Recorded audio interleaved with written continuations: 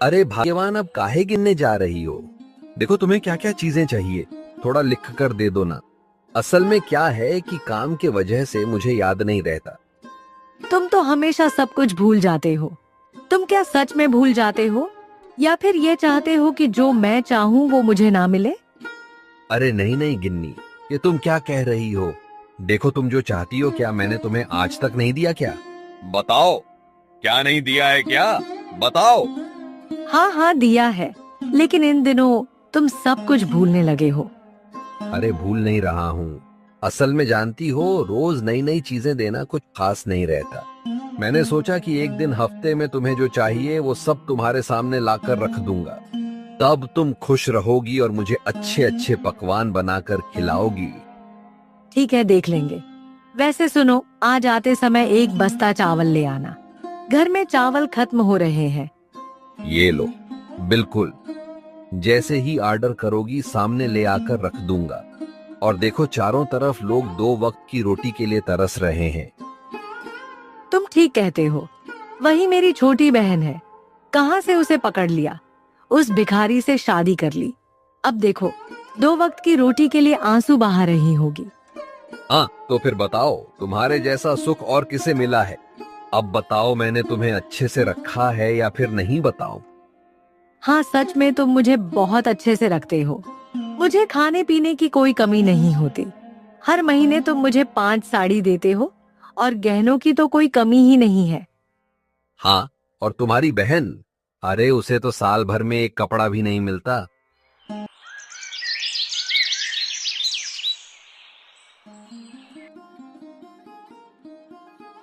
अरे तुमने मुझे देखकर मुझसे शादी क्यों की? मैं अभी तक समझ नहीं पाया। आज तक तुम्हारी कोई इच्छा मैंने पूरी की है। सुनो, तुम रोज उठते ही यही रोना रोने लगते हो। मैंने तुमसे पहले ही कह दिया था, मुझे पैसा, दौलत या किसी चीज का कोई मोह नहीं है। मैंने सिर्फ एक अच्छे दिल के इंसान को चाहा था। मैं इसी के लिए हमेशा ऊपर वाले से दुआ करती थी और इसीलिए मैंने तुमसे शादी की। अरे तो पसंद का कोई तरीका भी तो होना चाहिए था। अगर मैं तुम्हारी जगह होता ना तो मैं कभी भी खुद को पसंद नहीं करता। तुम तो मुझे भी पसंद नहीं करते, यह तो तुम्हारी बातों से ही समझ आ जाती है। अरे ये क्या कह रही हो तुम?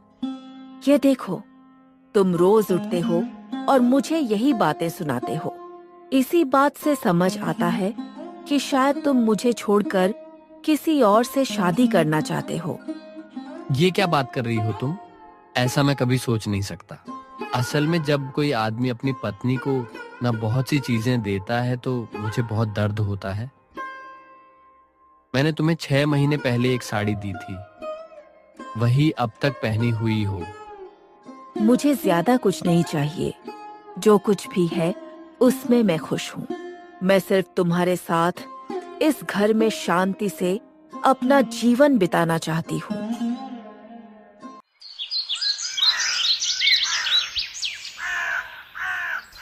कोई घर में है, एक बार बाहर आओ।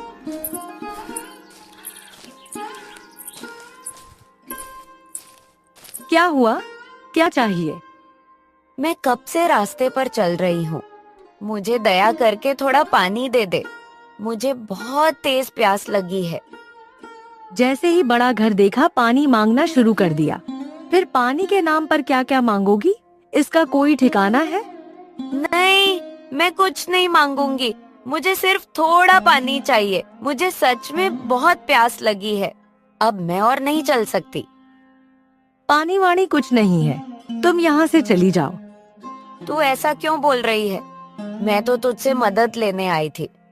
ऐसे बहुत से भिखारी आते हैं, पहले पानी मांगते हैं, फिर खाना मांगते हैं, फिर पैसे मांगते हैं, फिर ऐसा बर्ताव करते हैं जैसे सारा सामान हमारे पास रखा हो।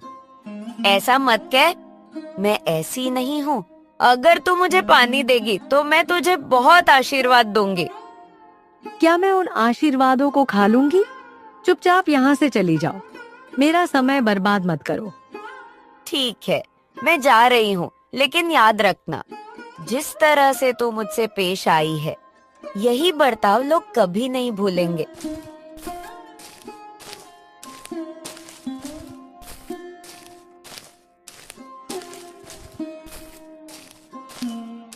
ये लो खाओ। तुम लोग नहीं खाओगे तो क्या होगा? तुम्हारे लिए सुबह से बहुत सारा खाना रखा है। बेटा, मुझे थोड़ा पानी देगी? मैं बहुत दूर से चलकर आई हूँ। नदी के पार किसी ने मुझे पानी नहीं दिया। इस बांस के पुल से होकर आई हूँ मैं। ये क्या बूढ़ी माँ, आप नदी के उस पार से बिना पानी पिए आ रही हैं। आइए, मैं आपको पानी देती हूँ।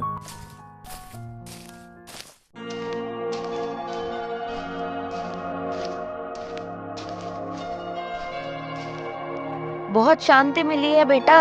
सच में इतनी शांति मुझे पहले कभी नहीं मिली। पर आपको रास्ते में किसी ने पानी क्यों नहीं दिया? मुझे तो यही समझ में नहीं आ रहा। पानी देने में तो पैसे नहीं लगते। ये बात हर कोई नहीं समझता बेटा। मैं नदी के पार एक बड़े घर में गई थी। वहाँ की बहू ने मुझे दूर धक्का दे दिया। अरे समझ गई मैं, मेरी बहन ने आपके साथ ऐसा बुरा व्यवहार किया होगा। बहन? वो तुम्हारी बहन है क्या? हाँ बूढ़ी माँ, वो मेरी अपनी बहन है। उसकी शादी बड़े घर में हुई है। वो बहुत अमीर है। अमीर हो सकती है, लेकिन उसका दिल बहुत छोटा है। किसी की परवाह नहीं करती। वो असहाय लोगों की मदद क्या करेगी? असहाय लोगों की मदद करनी चाहिए, वो नहीं समझती। तू तो बहुत अच्छी है बेटा। तू इस झोपड़ी में रहती है, लेकिन तेरा दिल बहुत बड़ा है। मैं आशीर्वाद देती हूँ बेटा, तुम लोग हमेशा खुश रहो। आप अब कहाँ जाएंगी बूढ़ी माँ? मेरे पास कोई जगह नहीं है। मैं रास्ते रास्ते घूमती रहती हूँ, देखती हूँ कि कहीं वृद्धाश्रम में जगह मिल जाए। अब मैं चलती हूँ बेटा, तुम लोग अच्छे से रहो।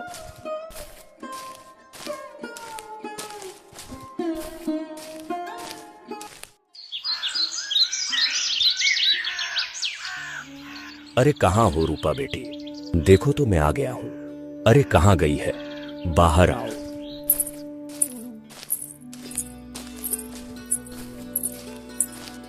ओहो, तुम आ गए हो? मुझे विश्वास नहीं हो रहा। सच में तुमने मुझे बहुत बड़ा तोहफा दिया है। आओ आओ, मेरे बड़े घर में आओ। वाह, तुम्हारे घर में आकर कितना आरामदायक महसूस हो रहा है, तुम सोच भी नहीं सकती। मेरा दिल बार बार तुमसे मिलने का करता है बेटा। मैंने तुमसे कितनी बार कहा है, अकेले मत रहो, हमारे घर में आकर रहो। देखो, इस बड़े घर में हम सिर्फ 2 लोग रहते हैं। तुम्हारे आने से कोई परेशानी नहीं होगी। अरे नहीं बेटी, वो नहीं हो सकता। बेटी के घर में आकर रहने पर लोग क्या कहेंगे बताओ? अच्छा तुम कैसी हो? अच्छी तो हो ना? हम लोग अच्छे हैं बापू। तुमने मुझे अच्छा घर दिखाकर शादी करवा दी, लेकिन हाँ, वो तो सही है कि तुम खुश हो, अच्छी बात है। हाँ, यही तो चाहिए था। तुम लोग खुश रहोगे तो मैं खुश रहूंगा। हाँ बापू, मैं बहुत खुश हूँ। मुझे हर चीज बिना मांगे मिल जाती है। अच्छा बापू, अब बताओ अचानक यहाँ आना कैसे हुआ? अरे हाँ, असल बात तो बताना ही भूल गया। दरअसल मैंने एक दावत रखी है, तो तुम सभी लोगों को आमंत्रित कर लो। सभी का मतलब बहन भी आएगी क्या? उनके घर अभी नहीं गया। सच कहूं तो अब वहां जाना अच्छा नहीं लगता, लेकिन क्या कहें, जाना पड़ेगा। अब किसे समझाएं बेटी। सही है बापू। तुम्हारी छोटी बेटी जो घर से बाहर गई है, 2 वक्त की रोटी भी सही से नहीं खा सकती। छोड़ो इन बातों को, अब मुझे बहुत भूख लगी है। अब 2 प्लेट खा लूं, फिर उनके गरीब घर जाना होगा। हाँ बापू, तुम बैठो, मैं तुम्हारे लिए खाना लाती हूँ।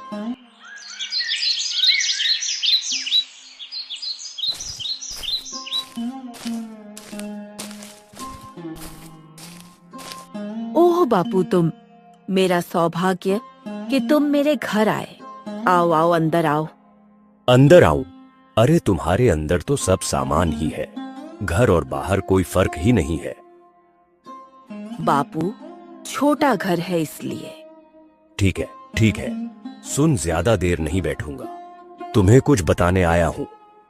नहीं बापू, ऐसा नहीं है। पहले बैठो, फिर जो कहना हो कहो। इस घर में कैसे रहती है वो तो तुम जानती हो। बाप रे बाप, आते ही मुझे घबराहट हो रही है। लेकिन मुझे तो बहुत अच्छा लगता है बापू। मैं बहुत शांति से यहाँ रहती हूँ। हाँ हाँ, वो तो देख ही रहा है कि कितनी शांति से रह रही हो। 6 महीने पहले जो कपड़ा पहना था वही अब तक पहनी हो। अरे ये सब क्या है? अच्छा ठीक है, ठीक है, रहने दो। मुझे कुछ ज्यादा नहीं चाहिए बापू, मैं थोड़े में ही संतुष्ट हूँ। अगर तुम ठीक हो तो वही अच्छा है। अब मैं अच्छा एक बात कहने आया था। परसों मैं अपने घर में दावत रख रहा हूँ। तुम्हारी बहन और जमाई बाबू को भी बुला लिया है। तुम दोनों भी आओ। अच्छा खाना खाकर जाना, ठीक है?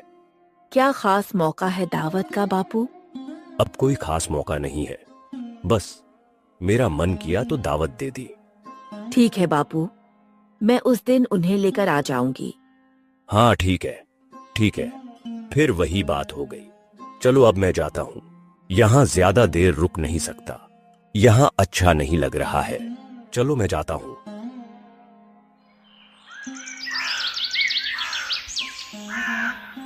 कहाँ दर्द हो रहा है बेटा? मुझे बताना, कहाँ दर्द हो रहा है तुझे? माँ, सिर में बहुत दर्द हो रहा है। पेट में भी बहुत तकलीफ हो रही है। मुझे कुछ दवाई दे दे माँ। मैं दवाई खाऊं तो तुरंत ठीक हो जाऊंगी। बेटा, मैं दवाई खरीदने के लिए पैसे नहीं जुटा सकती। तू थोड़ा आराम कर। मैं पहले निखिलदा के घर जाकर पैसे लेकर आती हूँ। निखिलदा मुझे जरूर मदद करेंगे। ठीक है माँ, जल्दी आना।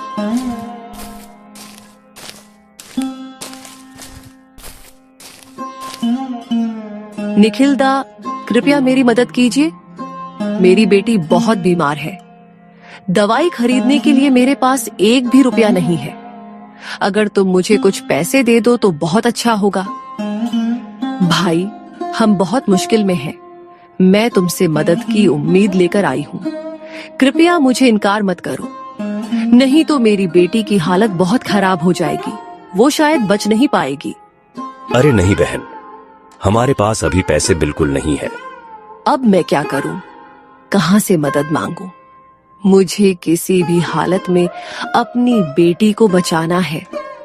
हाँ, मैं पलाश्ता के पास जाती हूँ, लेकिन क्या वो मेरी मदद कर पाएंगे?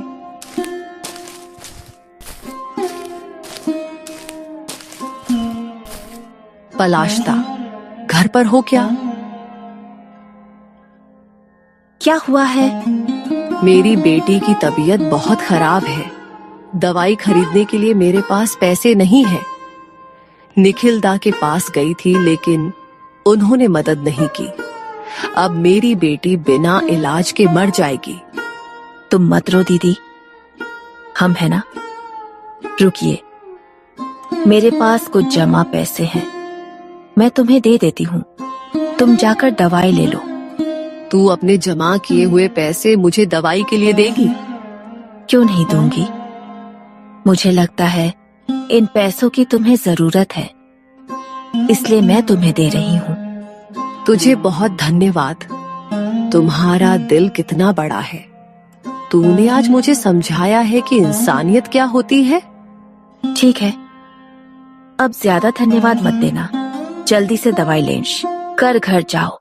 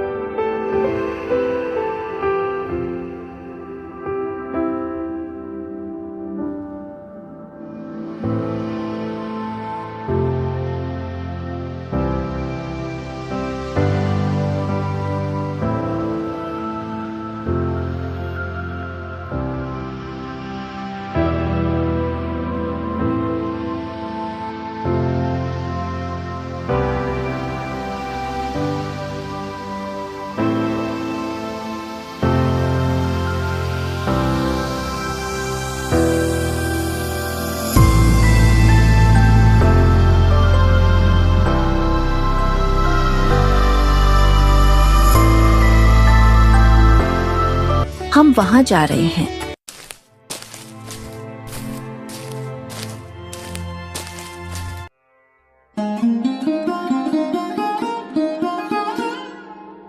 अरे क्या हुआ? तुम फिर से रो क्यों रही हो? क्या तुम्हारा दिमाग खराब हो गया है क्या? तुम्हें कुछ समझ नहीं आता? देखा, दीदी और जीजा जी को घर के अंदर ले गए और हमें इस बैठक में रहने दिया। ओहो, इसमें क्या बड़ी बात है? अगर उन्होंने हमें रहने दिया तो क्या फर्क पड़ता है? वो तो सही है। लेकिन जब हमें घर में जगह दी तो खाना भी हमें अलग अलग देना चाहिए था। क्या तुम नहीं समझ पा रहे हो? गिन्नी, तुम चुप रहो। नहीं, चुप नहीं रहूंगी। हर चीज की एक हद होती है। अरे रुको रूपा, बड़ी बहू को मछली का बड़ा सिर दो। कितनी मेहनत से मैंने उसे बाजार से लाया है। दो। हाँ बापू, ये लो। और यह दीपा, तेरे पति ने कभी इतनी बड़ी मछली नहीं खाई है। देख, एक ही जगह दो खा ले। कब फिर मौका मिलेगा ऐसा खाने का? हाँ, असल में बापू, क्या तुम जानते हो, हम तो यह मछलियाँ आमतौर पर नहीं खाते, इसलिए हम इन्हें पचा भी नहीं पाएंगे। तुम तो हमारी पसंद की चिंगड़ी मछली ला सकते थे। तुम लोग क्या खा सकते हो? चिंगड़ी मछली की बात करते हो? अगर तुम पहले कहते तो जरूर ला देता, लेकिन अब कोई तरीका नहीं है। क्या बात है बापू, हमें दावत दे रहे हो और हमारी पसंद के बारे में एक बार भी नहीं पूछा। ठीक से बात करो दीपा, तुम बाबू को अपमानित कर रही हो। तुम्हें क्या लगता है तुम्हारी इस तरह से बात करने की हिम्मत कैसे हुई? तो अपमान तो हुआ है दीदी। बाबू ने हम दो बहनों को बुलाया। जब तुम दोनों को अंदर रहने दिया तो हमें बाहर क्यों रखा? ओहो गिन्नी, चुप रहो। नहीं, चुप नहीं रहूंगी। हर बात की एक सीमा होती है। बाबू, मैंने तुमसे यह सवाल पूछा है, क्या तुमने यह जानबूझकर किया है? क्या तुम नहीं जानते थे कि हमारे घर में खाना पीना कैसा होता है? मुझे लगा कि तुम लोग ये खाना खाना पसंद करोगे। तुम अब तक समझ नहीं पाए बापू। जरूरत से ज्यादा हमें कुछ नहीं चाहिए।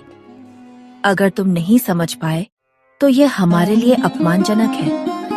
अब मैं यहाँ एक पल नहीं रुक सकती। तो तुम लोग अब चले जाओगे? अगली बार दावत पर बुलाओ तो सोच समझकर हमें। तो बस चावल, दाल और चिंगड़ी मछली चाहिए थी। चिंता मत करो बापू, तुम्हारी दूसरी बेटी और जीजा जी हैं जिन्होंने तुम्हारे लिए इतना बड़ा आयोजन किया। अब तुम उन्हें खुश रखो। हम अब जा रहे हैं।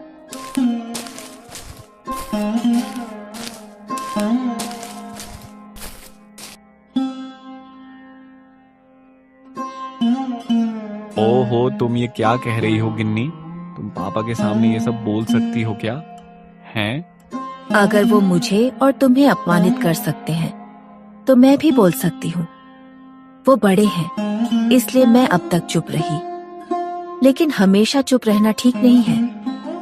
अपने आत्मसम्मान को किसी के सामने बेचना नहीं चाहिए।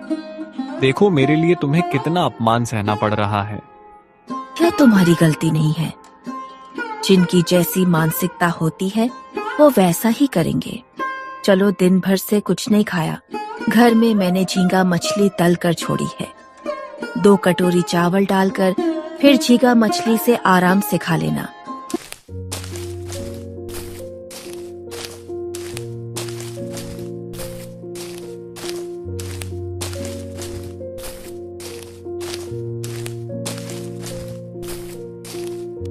अरे बाबा, आप यहाँ? मुझे माफ कर दो। असल में मैंने तुम दोनों के साथ बहुत गलत व्यवहार किया है। मैंने आसपास के लोगों से सुना है कि तुम्हारा घर छोटा हो सकता है, लेकिन तुम्हारा दिल बड़ा है। इसीलिए मैं तुमसे माफी मांगने आया हूं। अरे अरे, ये क्या कह रहे हैं बाबा? आप तो बड़े आदमी हैं। हमसे माफी क्यों मांगेंगे? ऐसा मत कहिए, ऐसा मत कहिए। अब देखो, आज दोपहर मैंने जो व्यवहार किया, हाँ, हमने उन बातों को अब सोचा भी नहीं है। आप इन सब बातों को भूल जाइए। सच में मैं हैरान हूं तुम्हें देखकर। तुम गरीब होते हुए भी दूसरों की मदद कर रहे हो। मुझे तुम पर गर्व है।